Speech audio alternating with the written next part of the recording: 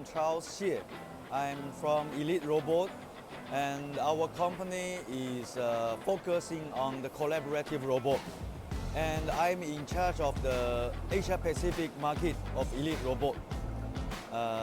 This is the first time we joined the Bình exhibition VIMF, and we bring a few solutions which use our collaborative robot to combine with some other eco-partners to do the automation applications to show to the customer.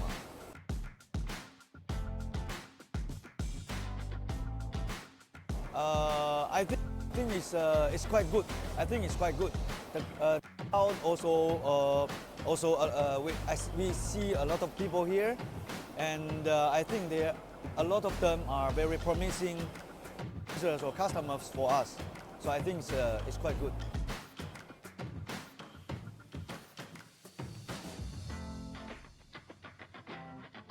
I think the organizer, they arrange a few special meetings outside, and some activities like the line, play the line, something very attractive.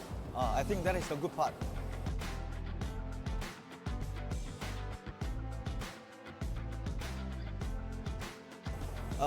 I think if this time the result is really good, so we will consider to go to the Bắc Ninh.